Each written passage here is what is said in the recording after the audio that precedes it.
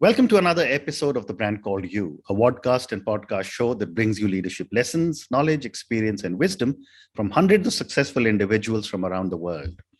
I am your host, Ashutosh Garg, and today I'm privileged to welcome, in his own words, a person who's passionate about adventure, Tom Fabbri from USA. Tom, welcome to the show. Thank you. It's an honor. An honor. I'm excited about this. This is fantastic. Fantastic. Tom is a modern day adventurer.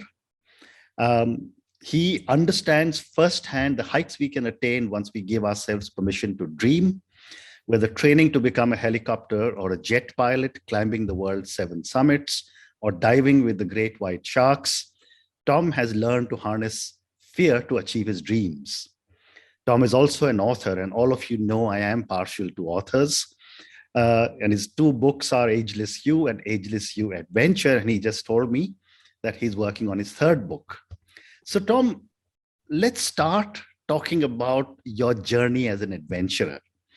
Tell me about all the things that you're doing, about what you do to prepare to scale the summits, and what motivates you to push yourself.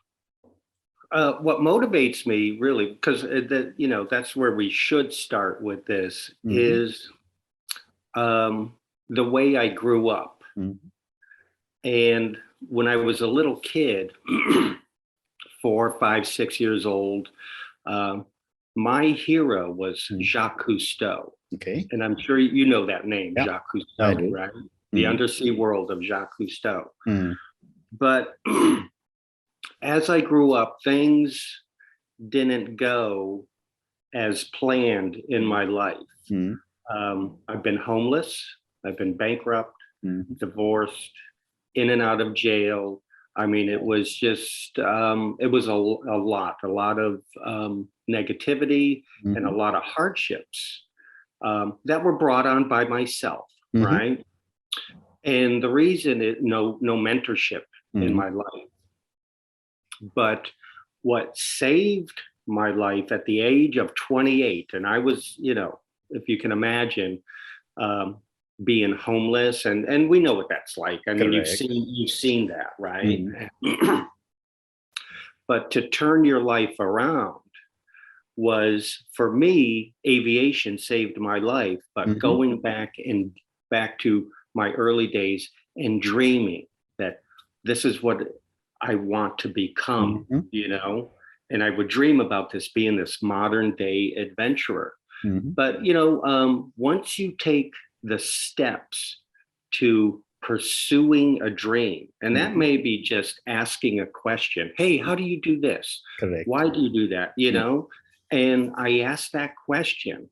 I had a job working for Aetna and Cigna. I don't know if you know the 2 insurance companies. Yeah. And I was just a line service technician, earning minimum wage, cleaning the jets and fueling them. And I saw the lifestyle that the pilots had. And I was like, wow, that's fantastic. It looks great. And I asked the question, how do I become that? I asked the director of flight operations, how do you become a pilot? And I wanted to fly the Sikorsky helicopter. And the gentleman, his name is Bill. I won't give you his last name, but he said, he's like, how old are you, Tom? I said, well, I'm just over 28. He's like, well, you're probably too old to, start training, to be a pilot. He's like, where did you go to college? I said, I didn't. Okay. And that wasn't a good start, because he was like, well, I wouldn't, you probably can't, because back then, most of the pilots, they were Naval Academy graduates, Air Force Academy graduates, and so on. And I had no college, but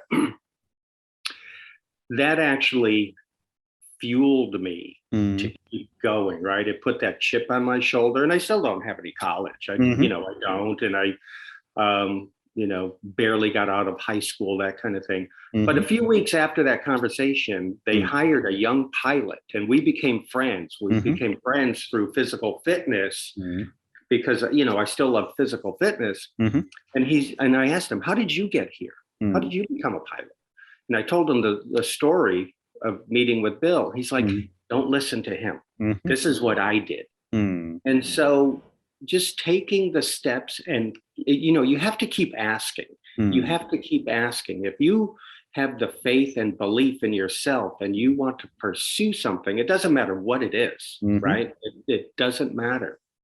Then doors will start to open for you. And that's what happened with me. And so, long story short, is I went on to become a captain at a major airline. You know the airline DHL, right? I became a captain there. And when I was flying with the other guys, and that didn't happen overnight. That took 12 years to become a captain. But here I was with the Naval Academy graduates, Air Force Academy, and they're like, how did you get here? Hard work.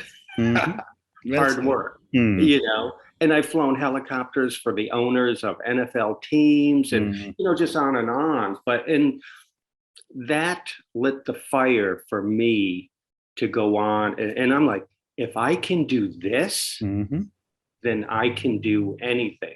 Wow. So then I really started to take my health and wellness seriously. And that's when I had thoughts of writing my first book.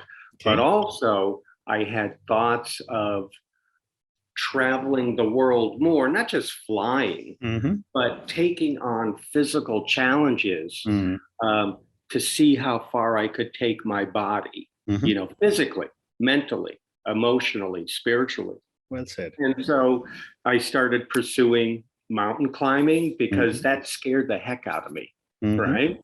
Because I'm afraid of heights. And so between flying jets and climbing mountains, you couldn't get higher than any of those. Exactly. And my next peak is Everest. Okay. So I got a chance when we were talking earlier, when I was in Varanasi, and when we were taking off, Gaya in Varanasi is just sort of south of Nepal. I could see Everest as we were flying out. We were flying to Russia and then to Helsinki. And I'm like, I'm going to be there. I will be there. Just as an aside, when you do decide to climb Everest, one of the people I spoke to is a businessman in India who last year, at I think age 50, climbed Mount Everest. I'll introduce you to it. Oh, yeah. Age, to me, that's why I wrote the books, Ageless You, and Ageless You Adventure, because I am of the mindset that aging is a mindset. I agree completely. I do these things and I eat the way we're supposed to eat naturally. We source our own food. We source, but it was a process learning all those things. But Tom, coming back to your adventure, one of the things that when I was speaking to you and I was reading a little bit about you is that you also speak about overcoming fear.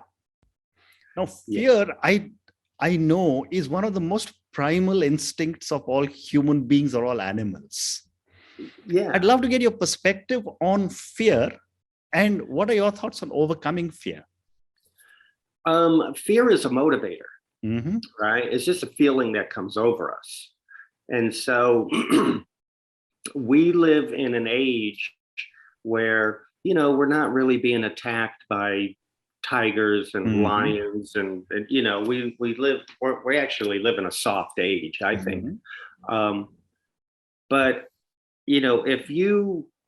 one of the biggest fears in life for people is getting up on stage and speaking, right? Yes. It is.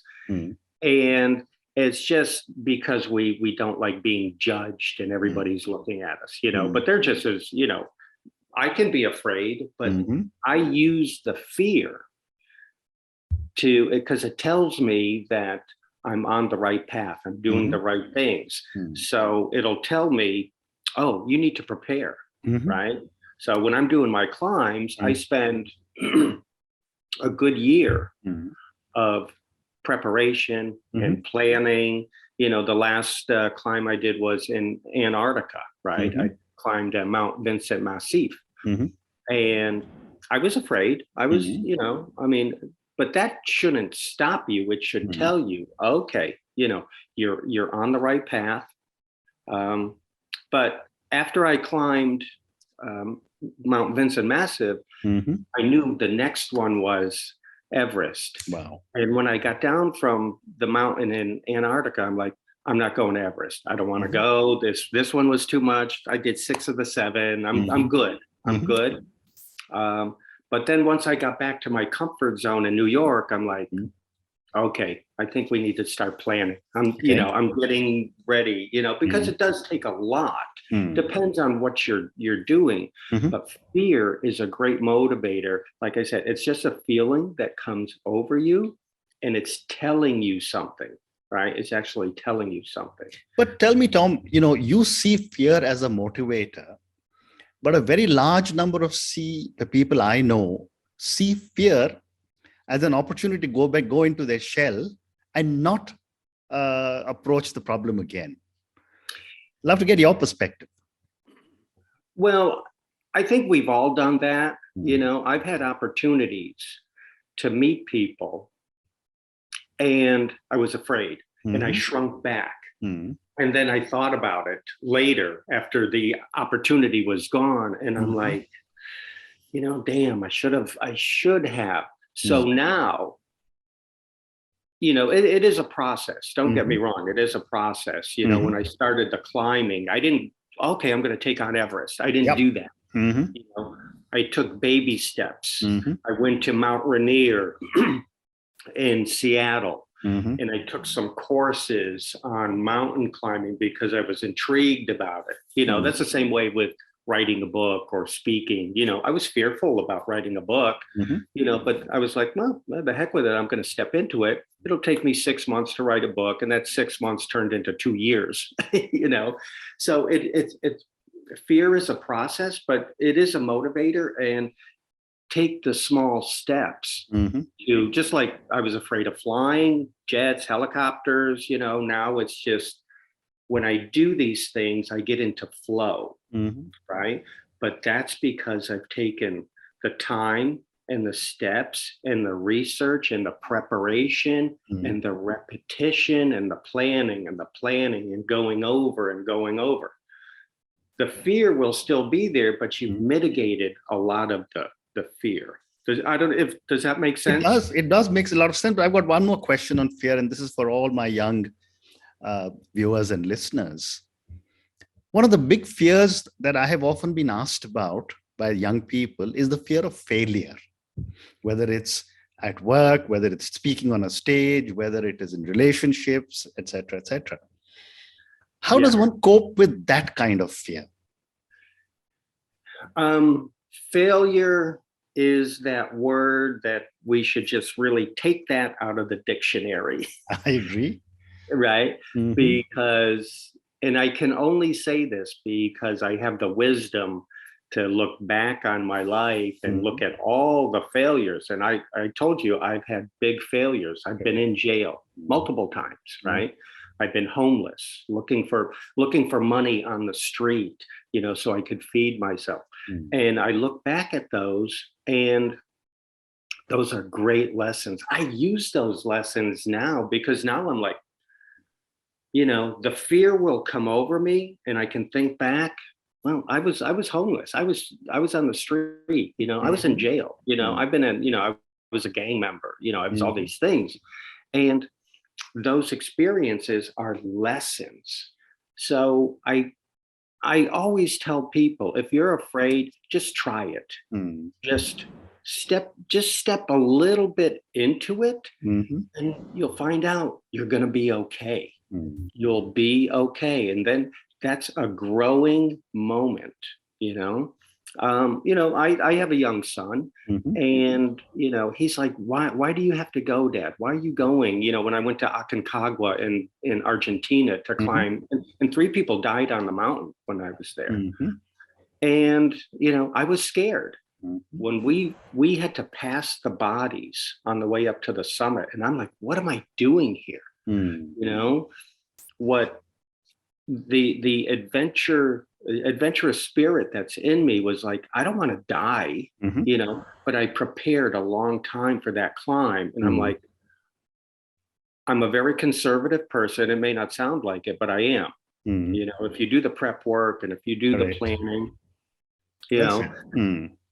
So, but step into it. And I stepped into it. And I reached the summit that day, despite being fearful. But I was still very careful. And they're just, they're lessons to be learned in stepping into the fear. And it's just a lesson. It's okay. Failure is a great learning tool. And I said, we should take that word out of the I agree with you. I agree with you entirely. So I'm now going to move to another segment. And, when we were talking before our recording started, you were telling me about the new business that you're building on health and wellness. Yeah. Now, you are an incredibly fit person. And a lot of people will probably aspire to reach your levels of fitness. But help me and my viewers and listeners understand what is the right fitness regime that one should follow. I mean, there's millions of videos available on YouTube and every other channel. How do I know what is right for me? You have to, when people come to me and they ask me that question, you have to define kind of your life, like, is it aesthetically pleasing? How do I want to look? Possibly, right? That's one way to look at it. The other way is, how do you live your life, right? I mean, if you travel a lot, that's going to be one way that's going to help define your fitness. And fitness is different for every different person. It really is. I don't follow, I used to, I've trained with some amazing people. And I was a competitive bodybuilder. I won the natural Mr. Universe. Amazing. Wow. And, but I've changed my mindset because I thought looking fit was real fitness, but it's not. When I started mountain climbing, then I had to change my way of doing things. So, like, for instance, for you probably travel a lot, right? So you have to incorporate your travel and your fitness. So that would mean probably some sort of movement, right? And you can move for 30 minutes every day, get plenty of hydration, get plenty of rest,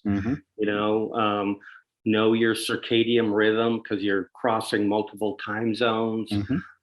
So to go back to your question, it's different for everybody. Everybody. Don't become a follower, right?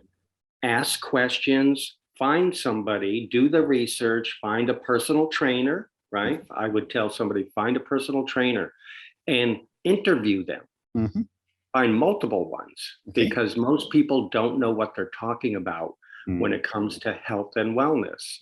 So it's like I said, it's different for everybody. So if somebody wanted to look like me or do the things that I'm doing, I would say, well, this is what I do, right? I do a lot of cardio.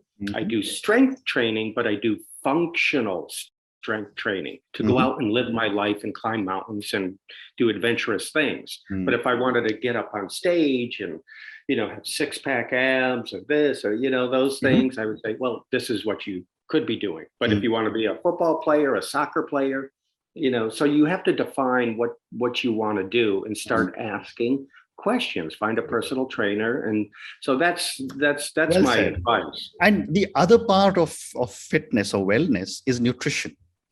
Yes. And you are, I'm sure, coming out with some products for nutrition, etc. Do talk to me about what are some of the nutrition needs of people? How do we determine what's good for us? And talk to me about some of your products. Well, my product is, I went to culinary school in New York to learn more about nutrition. And years ago, I actually had a food delivery service where people were asking me, what are you doing, as far as eating? And it comes down to, it's really simple. It's really simple. We don't need a lot of food. We don't need supplements. I don't believe in supplements. I believe in real food, sourcing the food. Go to the farm, talk to the farmer. If you're getting, fresh eggs, the protein, talk to the farmer about the beef, source your vegetables. And I believe in, spices and turmeric and cinnamon and, garlic and fresh vegetables. Source everything and go back to, like I said, with the training. Start asking questions. Are you putting pesticides on your on the plants, right? Are you doing it that way? You need to source everything. And although in my first book I wrote a little bit about supplementation, right? But I don't believe in supplements that you buy in a store. They're not FDA approved, number one, and you have to be careful on who the company is that's putting out, these supplements, whether it's vitamin D or, what it could be anything. Yeah. So back to the food, source your food. Source your food. We don't need a lot, but eat naturally. Right? Eat when you're hungry. Here in the United States, we're digging our graves with our own teeth. We have so much food and we're eating for other reasons than, trying to take care of our body. If we lose our health and wellness, we have nothing. Correct. We have nothing. So that's what I tell people. Source your food. Keep it mostly plant-based. You do need protein. I still, I eat grass-fed beef and buffalo and in deer, venison meat and things of that nature. But, I do some fasting. We typically don't have our first meal until noon. We don't need it. We don't need it, so that's really it. I keep it real simple. Keep it real simple. Vegetables, lean protein, source, ask. It's just like when you go to the doctor. Doctors are asking me questions now. How are you? I'm not kidding. That's wonderful. So Tom, I've got time for a couple of questions, and I thought I'm going to move now to your books. Talk to me about your books. Tell me, are they available on Amazon? Yeah, you can Google my name, Tom Fabbri, and look it up. And Ageless You. I'm big into anti-aging. When people ask me, "How old are you?" I say I'm not. Okay, I must remember that. Every time someone asks me, I said I'm 65. So. Yeah, I don't do that. I don't believe in that because I want to live a long time. Sure. And what keeps me young is my purpose, because I have a reason to get up every day, right? And pursue these dreams, right? I started a business a few years ago because of the mountain climbing. I invented a fitness product. Okay. It's an exercise bar, but we focus on yoga moves, Pilates moves, but it's functional fitness, right? Functional came from not personal trainers, but physical therapists, right? And so we focus on those moves that help you to move and live your life. Okay. So I patented the product. Now we're going for more patents to put technology into the product. And, you're a fabulous entrepreneur. You've done these amazing things. I did look you up. I did some research on you. Thank you. Okay. Yeah. And I'm like, wow, okay, this guy, what you did, I think is amazing. And I'm on the path of building a global $1 billion company. That's what I want to do. Good luck. take my product to the world because my purpose is to serve, right? That's my purpose, to inspire everyone I meet to live their best life. That's my purpose. So in order to do that, for me, it's all about health and wellness. That's the foundation, right? That's the foundation. Yeah. And health and wellness is physical, it's mental, it's emotional, and it's spiritual, kind of the 4 pillars. Amazing. Tom, on that note, I really have to end. I could keep talking to you for a very long time. You're such amazing stories. But thank you so much. I mean, it's been such an incredible honor for me to speak to you.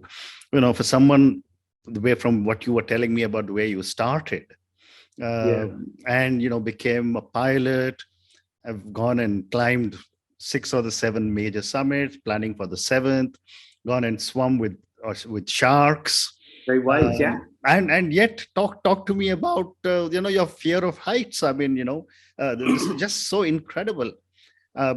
Thank you also for sharing with me and all our viewers and listeners your deep knowledge of nutrition, of fitness, and what my takeaway from you was ask questions. I think that's a very, very powerful set of 2 words that you've given to me and to all of us. Ask questions.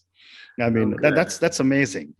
And good luck with your $1 billion company, which I will applaud from the sidelines when I see you growing. Thank you again. You.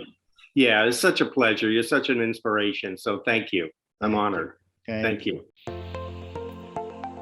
Thank you for listening to the Brand Called You videocast and podcast, a platform that brings you knowledge, experience, and wisdom of hundreds of successful individuals from around the world.